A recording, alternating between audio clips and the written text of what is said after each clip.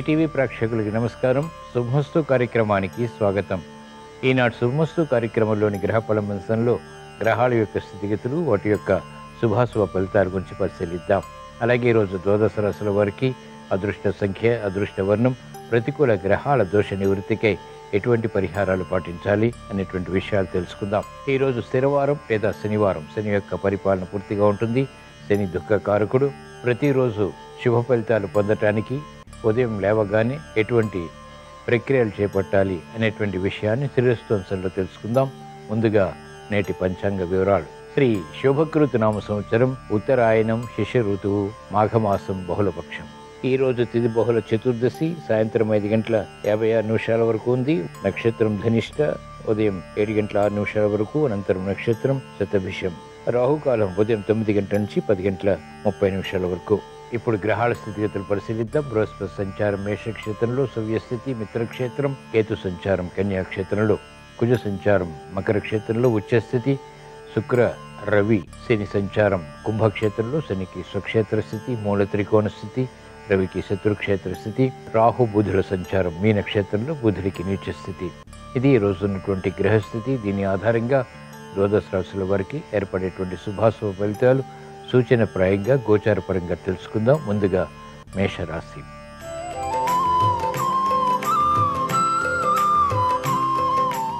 ఈరోజు మేషరాశి వారి ఫలితాన్ని పరిశీలించినట్లయితే స్థిరమైనటువంటి నిర్ణయాలు ఆర్థిక పరంగా తీసుకోగలుగుతారు. గతంలో ఆగిపోయినటువంటి కార్యకలాపాలు పునఃప్రారంభించగలుగుతారు.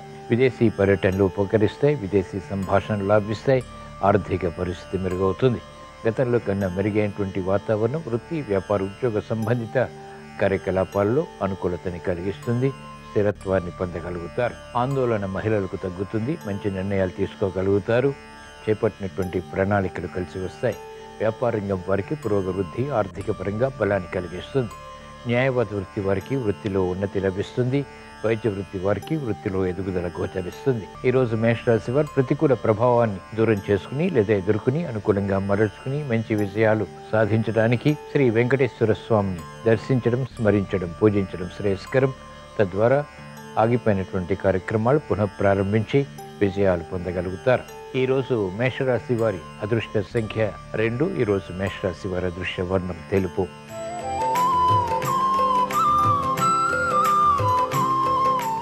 ఈరోజు వృషభ రాశి వారి ఫలితాన్ని పరిశీలించినట్లయితే గందరగోళ పరిస్థితులు ఆర్థికంగా నియంత్రించగలుగుతారు. వృత్తి, వ్యాపార, ఉద్యోగ సంబంధిత కార్యకలాపాల్లో వ్యయాన్ని నియంత్రించలేకపోతారు. ఆర్థిక బలం ఉన్నప్పటికీ చేపట్టినటువంటి కార్యకలాపాలు సమయానికి అనుకూలించకపోవడంతో సమస్యలు ప్రారంభమవుతాయి. మెరుగైనటువంటి అవకాశాలు వ్యాపార రంగం వారికి తగ్గుతాయి. ఖర్చులు ఉక్కిరిబిక్కిరి చేస్తాయి. మహిళలకు ఆరోగ్య విషయంలో చిరు సమస్యలు తలెత్తుతాయి. విద్యార్థులకి శీఘ్రగతిని విషయాలు మాత్రం కొనసాగుతాయి. అభివృద్ధి న్యాయవాద వృత్తి వారికి మెల్లమెల్లగా పొందగలుగుతారు. కార్యక్రమాల్లో వేగం వైద్య వృత్తి వారికి తగ్గుతుంది. సినీ రంగం వారికి ఆశాజనకమైనటువంటి వాతావరణం కొనసాగుతుంది. ఈరోజు వృషభ రాశి వారు ప్రతికూల ప్రభావాన్ని దూరం చేసుకుని లేదా ఎదుర్కొని అనుకూలంగా మరల్చుకుని ఇంకా మంచి విజయాలు సాధించడానికి శ్రీకృష్ణ పరమాత్మని దర్శించడం, స్మరించడం, పూజించడం శ్రేయస్కరం. భగవద్గీత పఠనం, శ్రవణం మేలుని కలిగిస్తుంది. ప్రతిబంధకాన్ని దూరం చేస్తుంది. వ్యయాన్ని నియంత్రించగలుగుతారు. ఆదాయాన్ని పెంపొందింప చేసుకునేటువంటి మార్గాలు సులభతరం అవుతాయి. ఈరోజు వృషభ రాశి వారి అదృష్ట సంఖ్య 8. ఈరోజు వృషభ రాశి వారి అదృష్ట వర్ణం నీలం.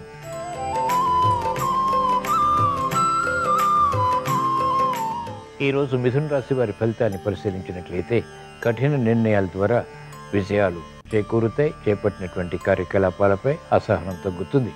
శత్రుభీతి పోతుంది. శత్రువులు మిత్రులవుతారు. ఆర్థిక పరమైనటువంటి వ్యవహారాల్లో మెరుగైనటువంటి అవకాశాలు, లాభదాయకమైనటువంటి కార్యక్రమాలు కూడా చేపట్టగలుగుతారు. అభివృద్ధి రాజకీయ రంగం వారికి కొనసాగుతుంది. వ్యాపార రంగం వారికి ఉత్తమ విజయాలు ఆర్థిక పరంగా బలాన్ని కలిగిస్తాయి. వ్యాపార విస్తరణ వంటివి కలిసి వస్తాయి. పెట్టుబడులు లాభిస్తాయి. విద్యార్థులకి విదేశీ ప్రయత్నాలు, విదేశీ విద్యా అవకాశాలు చేజిక్కించుకునేటువంటి సంఘటనలు సంతృప్తిని కలిగిస్తాయి. ఈరోజు మిథున రాశి వారు ప్రతికూల ప్రభావాన్ని దూరం చేసుకుని లేదా ఎదుర్కొని అనుకూలంగా మరల్చుకుని ఇంకా మంచి విజయాలు సాధించడానికి శ్రీ మహావిష్ణువుని దర్శించడం, స్మరించడం, పూజించడం శ్రేయస్కరం. విష్ణు సహస్రనామ పఠనం, శ్రవణం మేలును కలిగిస్తుంది. ప్రతిబంధకాలను దూరం చేస్తుంది. ప్రశాంతతను పెంచుతుంది. ఈరోజు మిథున రాశి వారి అదృష్ట సంఖ్య 5. ఈరోజు మిథున రాశి వారి అదృష్ట వర్ణం పసుపు.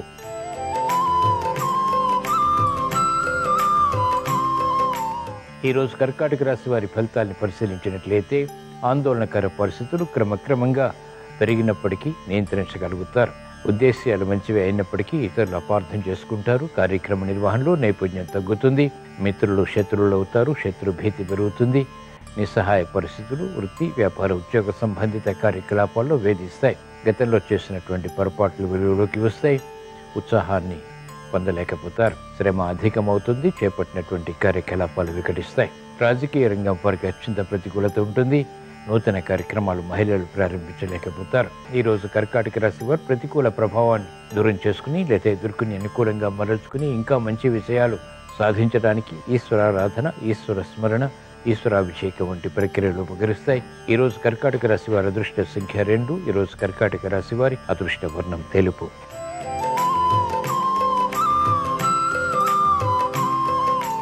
ఈరోజు సింహరాశి వారి ఫలితాన్ని పరిశీలించినట్లయితే అదృష్ట సంఘటనలు గృహరీత్యా ఆహ్వానించగలుగుతారు. విదేశీ పర్యటనలు ఉపకరిస్తాయి. క్లిష్ట సమస్యలు పరిష్కరింపబడతాయి. ఆగిపోయినటువంటి కార్యకలాపాలు పునఃప్రారంభించి ఉత్తమ విషయాలకే చేసేటువంటి ప్రయత్నాలు లాభిస్తాయి. నూతన ఉత్సాహం పెరుగుతుంది. మానసిక ఉల్లాసం పెరుగుతుంది. కుటుంబ సభ్యుల మధ్య సఖ్యత పెరుగుతుంది. పిల్లల అభివృద్ధి ఆనందానికి దారితీస్తుంది. మహిళలకు అత్యంత అనుకూలం. వ్యవసాయ రంగం వారికి ప్రోత్సాహం కొనసాగుతుంది.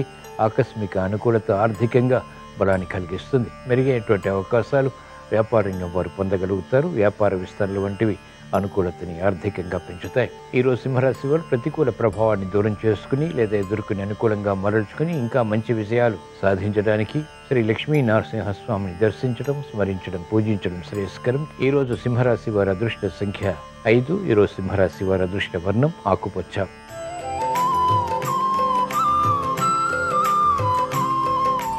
ఈరోజు కన్యారాశి వారి ఫలితాన్ని పరిశీలించినట్లయితే ఆర్థిక విషయాల్లో అలజడి ఉన్నప్పటికీ నెగ్గుకు రాగలుగుతారు. ప్రశాంత పరిస్థితులకై తహతహ పెరుగుతుంది. ముందు నుయ్యి వెనుక గొయ్యి పరిస్థితులు క్రమక్రమంగా నియంత్రించబడతాయి. నిస్సహాయ పరిస్థితుల నుంచి అనుకూల పరిస్థితులు ఆనందానికి దారితీస్తాయి. కార్యక్రమ నిర్వహణలో ఏకాగ్రత పెరుగుతుంది. ఆశించినటువంటి ప్రయోజనాలు ఆలస్యంగానైనా మంచి విషయాన్ని కలిగిస్తాయి. వ్యాపార రంగం వారికి అనుకూల పరిస్థితులు ప్రారంభమవుతాయి. క్రీడారంగం వారికి ప్రాధాన్యత పెరుగుతుంది. వైద్య వృత్తి వారికి గతంలో చేసినటువంటి పొరపాట్ల ద్వారా ఏర్పడినటువంటి సమస్యలు పరిష్కరింపబడతాయి. ఈరోజు కన్యారాశి వారు ప్రతికూల ప్రభావాన్ని దూరం చేసుకుని అనుకూలంగా మరల్చుకుని ఇంకా మంచి విషయాలు సాధించడానికి, ప్రమాదాలు దూరం చేసుకోవటానికి మహాకాళి అమ్మవారిని దర్శించడం, స్మరించడం, పూజించడం శ్రేయస్కరం. ఈరోజు కన్యారాశి వారి అదృష్ట సంఖ్య 2. ఈరోజు కన్యారాశి వారి అదృష్ట వర్ణం ఆకుపచ్చ.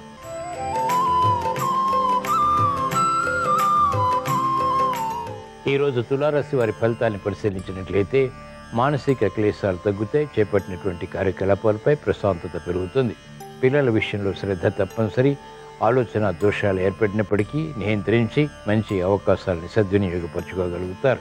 అభివృద్ధి ఆర్థికంగా కొనసాగుతుంది. నూతన స్నేహాల ద్వారా లబ్ధి చేకూరుతుంది. కార్యక్రమాల్లో వేగం వ్యాపార రంగం వారికి పెరుగుతుంది. భాగస్వాములతో మైత్రి కలిసి వస్తుంది.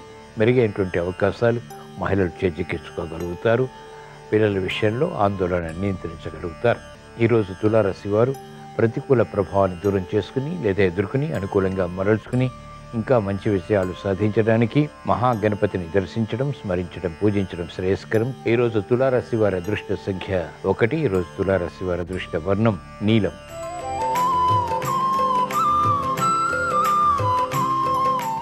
ఈరోజు వృశ్చిక రాశి వారి ఫలితాన్ని పరిశీలించినట్లయితే ఆర్థిక విషయాల్లో ప్రతిబంధకాలు ఉంటాయి. కార్యక్రమాలు వేగవంతంగా పూర్తి చేయలేకపోతారు. మానసిక చిరాకులు కొనసాగుతాయి. ప్రతి పని పదే పదే చేయవలసినటువంటి ఆవశ్యకత కూడా ఉంటుంది. ఏకాగ్రత అన్ని విషయాల్లో అన్ని రంగాల వారికి తప్పనిసరి. స్థిరమైనటువంటి నిర్ణయాల ద్వారా మాత్రమే సంతృప్తికర సంఘటనల్ని ఆహ్వానించగలుగుతారు. తొందరపాటు స్వభావం, తొందరపాటు నిర్ణయాలు సమస్యలుగా మారతాయి. కార్యక్రమాలు వేగవంతంగా మహిళలు పూర్తి చేయలేకపోతారు.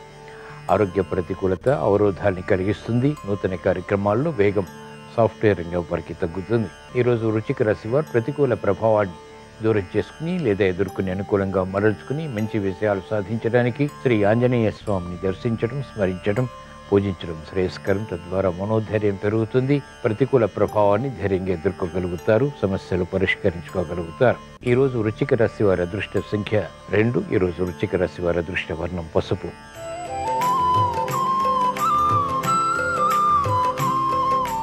ఈరోజు ధనుస్సు రాశి వారి ఫలితాన్ని పరిశీలించినట్లయితే ఆర్థిక పరిస్థితి మెరుగవుతుంది. మిత్రుల ద్వారా లబ్ధి చేకూరుతుంది. శత్రువులు మిత్రులవుతారు. నూతన ప్రణాళికలు అమలు చేయగలుగుతారు. విధి విధానాలు అన్ని రంగాల వారికి అన్ని విషయాలు కలిసి వస్తాయి. ప్రశంసలు పొందగలుగుతారు. పరిశోధన ద్వారా ఉత్తమ విషయాలు సంతృప్తిని కలిగిస్తాయి. న్యాయవాద వృత్తి వారికి అత్యంత అనుకూలం. వైద్య వృత్తి వారికి గుర్తింపు లభిస్తుంది. విద్యార్థులకి శోభతో కూడినటువంటి కార్యకలాపాలు విద్యాపరంగా అనుకూలతని కలిగిస్తాయి. మహిళలకు అత్యంత అనుకూలం. ఆనందకర పరిస్థితులు గృహరీత్యా ఆహ్వానించగలుగుతారు. వృత్తి, వ్యాపార, ఉద్యోగ సంబంధిత కార్యకలాపాల్లో కూడా నైపుణ్యం కొనసాగించగలుగుతారు.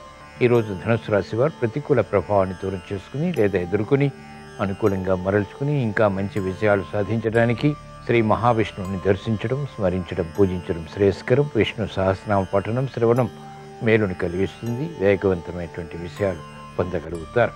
ఈరోజు ధనుసు రాశి వారి అదృష్ట సంఖ్య 6. ఈరోజు ధనుసు రాశి వారి అదృష్ట వర్ణం తెలుపు.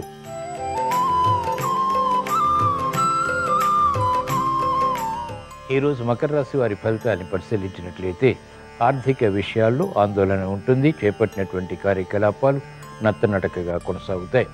కాలయాపన అన్ని రంగాల వారికి అన్ని విషయాల్లో ఉంటుంది. చేపట్టినటువంటి కార్యకలాపాలపై ఏకాగ్రత తగ్గుతుంది. విస్మయాలు ప్రబలమవుతాయి. అనుకూల పరిస్థితులు ఆర్థిక పరంగా మహిళలు పొందలేకపోతారు. శారీరక శ్రమ అధికమవుతుంది. మానసిక రుగ్మతలు కూడా పెరుగుతాయి. అనిశ్చిత పరిస్థితులు వ్యాపారంగా వారికి కొనసాగుతాయి.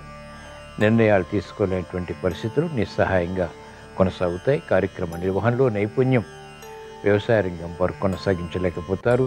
శ్రమ అధికమవుతుంది. చేపట్టినటువంటి కార్యకలాపాలు పదే పదే చేయవలసి వస్తుంది. అనిశ్చిత పరిస్థితులు వైద్య వృత్తి వారికి కొనసాగుతాయి. ఈరోజు మకర రాశి వారు ప్రతికూల ప్రభావాన్ని దూరం చేసుకుని లేదా ఎదుర్కొని అనుకూలంగా మరల్చుకుని ఇంకా మంచి విషయాలు సాధించడానికి శ్రీ వెంకటేశ్వర స్వామిని దర్శించడం, స్మరించడం, పూజించడం శ్రేయస్కరం. ఈరోజు మకర రాశి వారి అదృష్ట సంఖ్య 8. ఈరోజు మకర రాశి వారి అదృష్ట వర్ణం నలుపు.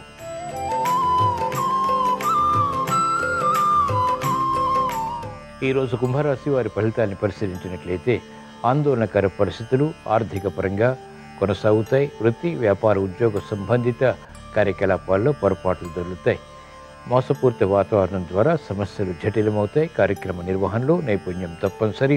ఆర్థిక నష్టాలని భర్తీ చేసుకునేటువంటి కార్యక్రమాలు క్రమక్రమంగా మాత్రమే రాణిస్తాయి. ఆందోళన విద్యార్థులకి పెరుగుతుంది. మహిళలు ఆరోగ్య విషయంలో ఖర్చులు ఉక్కిరిబిక్కిరి చేస్తాయి. చేపట్టినటువంటి కార్యకలాపాలపై ఏకాగ్రత వ్యాపారంగా వారికి తగ్గుతుంది. అనిశ్చిత వైద్య వృత్తి వారికి కొనసాగుతుంది. న్యాయవాద వృత్తి వారికి రుణ ఒత్తిళ్లు ప్రబలమవుతాయి. ఆందోళనకర పరిస్థితులు వ్యవసాయ రంగం వారు నియంత్రించలేకపోతారు.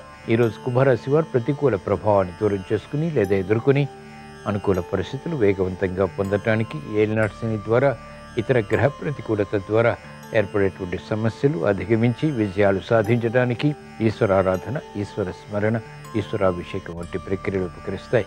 ఈరోజు కుంభరాశి వారి అదృష్ట సంఖ్య 5. ఈరోజు కుంభరాశి వారి అదృష్ట వర్ణం పసుపు.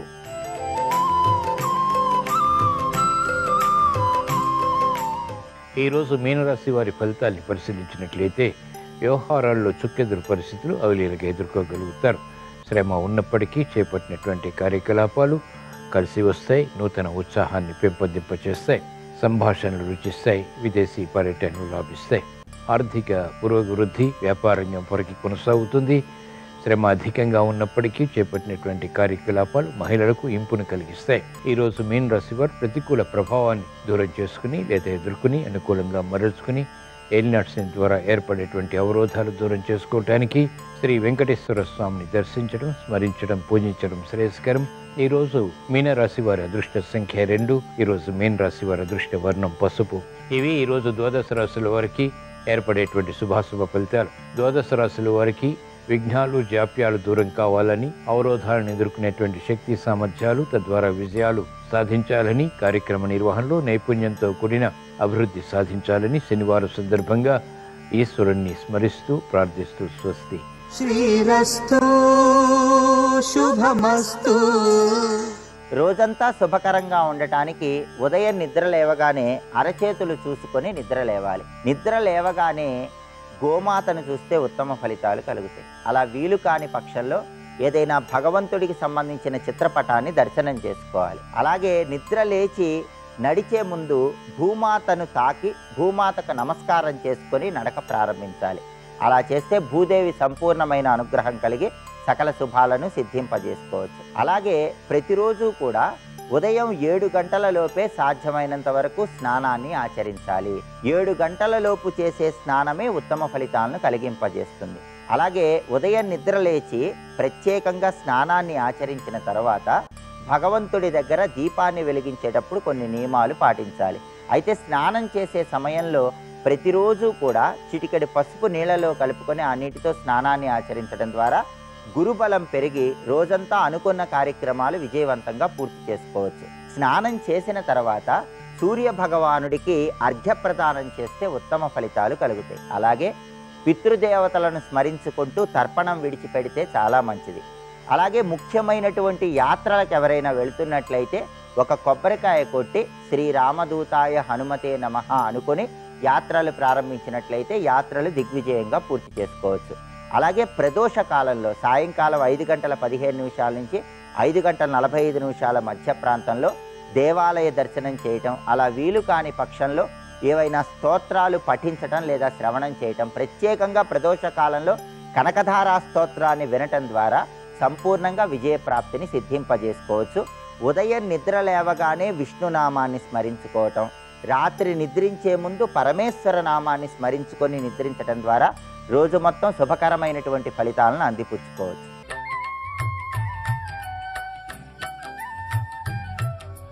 దినకరా శుభకరా దేవా దీనాహార తిమిర సంహార దినకరా శుభకరా. కామోత్కంఠత గోపికల్ భయమునన్ కంసుండు వైరక్రియా సామగ్రిం శిశుపాల ముఖ్య నృపతుల్ సంబంధులై వృష్ణున్ ప్రేమన్ మీరలు భక్తిమేము ఇది చక్రింగంటి మెట్లైన నుద్ధామధ్యాన గరిష్ఠులైన హరిచందన్వచ్చు ధత్రీశ్వర అంటాడు నారదుడు ధర్మరాజు గారితోటి. ఏ భావనతో భగవంతుణ్ణి పట్టుకున్నా తరించిపోతారు, కానీ వైరభావన మంచిది కాదు. మనస్సుని నిలబెట్టి దేవతాస్వరూపాన్ని ఉపాసన చేయడం అంత తేలికైన విషయం కాదు. అసలు ఉపాసన అన్న మాటకు అర్థం ఏమిటంటే ఆసనం అంటే కూర్చోవడం, ఉప అంటే దగ్గరగా కూర్చోవడం.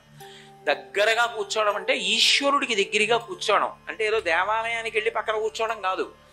మనసులో ఈశ్వరుడికి దగ్గరగా కూర్చోవడం అంటే బయటి ప్రపంచంతో జ్ఞానేంద్రియములకు మనస్సుకు ఉన్న కవాటము తెగిపోవాలి. అలా తెగిపోతే ఉపాసన సిద్ధిస్తుంది. అంటే కన్ను దేన్నో చూస్తోందనుకోండి, చూసిన దాన్ని మనసు పుచ్చుకోకూడదు. చెవి దేన్నో వింది, పుచ్చుకోకూడదు. ముక్కు ఏదో వాసన పీల్చింది, మనసుకి తెలియకూడదు, పుచ్చుకోకూడదు, కవాటాలు తెగిపోవాలి. కానీ మనసు ఏ మూర్తిని ఊహిస్తోందో దాన్నే పట్టుకోవాలి. అది ధ్యానం. అలా పట్టుకుని నిలబడిపోయింది అనుకోండి, అప్పుడు అదృష్టం, అప్పుడు సాధన ఫలిస్తోందని. కానీ అంత తేలిక మనసును నిలబెట్టడం. అసలు శాస్త్రములన్నీ ఎందుకు వచ్చాయంటే ఆ మనసుని శుద్ధి చేయడానికి వచ్చాయి. ఎందుకంటే మీరు ఒకటి ఆలోచించండి, మనుష్య జన్మ అయిందే కదండి అసలు పరమేశ్వరుణ్ణి చేరుకోవడానికి ఉపాసన చేయడం అన్న మాట ఎవరికి వర్తిస్తుంది? ఒక్క మనుష్యుడికే. శాస్త్రాలన్నీ ఎవరి కోసం? గురువుల ఉపదేశాలన్నీ ఎవరి కోసం? కేవలం మనుష్యుల కోసం. ఎందుకు మనుష్యులకే ఉపదేశం అంటే నువ్వు తరించడానికి కావలసినటువంటి స్థితికి ఎదగడం కూడా నీచే ఒక్క మనుష్యుడి చేతిలోనే ఉంది. అందుకని మనుష్యుడికి ఉపదేశం చేస్తారు. శాస్త్రాలన్నీ మనుష్యుడి కోసం వచ్చి చదువుకోమని తప్ప ఏదో ఒక్క స్థాయిలో ఆగిపోమ్మని రావు. కాబట్టి అటువంటప్పుడు మనసుతో అసలు ఈశ్వరమూర్తిని పట్టుకోవడం కష్టం. కానీ సూర్యుడి విషయంలో ఇంత కష్టం పోతుంది. పోయి ఏమైపోతుందంటే మీరు నోటితో ఆదిత్య హృదయం చదువుతూ అలా చూస్తున్నారనుకోండి, మీ ప్రయత్నం అక్కర్లేదు, అది వెలుగుల ముద్ద అదే లాగేసుకుంటుంది. మీ మనసుని అది లాగుతుంది. అది విచిత్రం. ఎర్రటి బింబం పైకొస్తోంది అనుకోండి, ఆ బింబం వంక చూస్తూ ఆ ఎర్రటి కాంతి వస్తుంటే ఎప్పుడైనా వెళ్ళాలి జీవితంలో, వెడితేనే దాని అందం. అసలు ఆ సూర్యరశ్మితో ప్రాచీనులు ఎన్ని ప్రయోగాలు చేశారో. మనకి వరంగల్ పక్కనే దేవాలయం ఉంది, రామప్ప దేవాలయం అని. పరమాద్భుతం. నేనైతే అంటాను ప్రతి కుటుంబంలో కూడా పిల్లిని తీసుకుని రామప్ప దేవాలయం చూసి తీరాలందరూ. అటువంటి శిల్పకళా చాతుర్యం. దేవాలయం అంతరాలయం అంతా చీకటిగా ఉంటుంది, బయట మాత్రం నల్లటి స్తంభాలు ఉంటాయి. సూర్యుడు తూర్పు నుంచి పశ్చిమం వరకు ప్రయాణించేసేటప్పుడు ఎటువైపు అయిన వెళ్ళినా సరే ఆ కిరణములు ఈ నల్లటి స్తంభముల మీద పడి పరావర్తనం చెంది శివలింగం మీద కడతాయి. మీరు ఎక్కడ నిలబడి చూడండి, శివలింగం మాత్రం వెలిగిపోతూ కనపడుతూ ఉంటుంది. ఎన్ని లైట్లు వేశారో అనిపిస్తుంది మీకు. లోపల నూనె దీపం తప్ప ఏమీ ఉండదు. కానీ సూర్యోదయం నుంచి సూర్యాస్తమయం వరకు సూర్యుడు ఎటు తిరిగినా సరే సూర్యకాంతి మాత్రం వెళ్ళి మళ్ళీ శివలింగం మీద పడిపోతుంది. సూర్యుడు తన కిరణముల చేత పగలంతా కూడా శివలింగాన్ని సేవిస్తూ ఉంటాడు. ఆ శివలింగ దర్శనం ఆరోగ్యప్రదాయం కాకపోతే ఏమవుతుంది? అసలు పరమాద్భుతం. కాంచీపురంలో ఎక్కడో ఏకాంబరేశ్వరలింగం ఉంటుంది, ఎక్కడో సూర్యోదయం అవ్వడానికి అవకాశం ఉండి అంత దూరం వరకు మంటపం ఉంటుంది. అంత దూరంలో మంటపానికి చిన్న కన్నాలు ఉంటాయి. ఉత్తరాయణ పుణ్యకాలం ప్రవేశించగానే కన్నాల్లోంచి సూర్యకిరణం బయలుదేరితే అర్చకులు కిరణంతో పాటు నడుస్తారు. బాలార్క కిరణం వెళ్ళి వెళ్ళి వెళ్ళి వెళ్ళి వెళ్ళి వెళ్ళి ఏకాంబరేశ్వర లింగం పాదాల మీద పడి తల వరకు వెళ్ళి పైకెక్కి అంతర్ధానం అయిపోతుంది.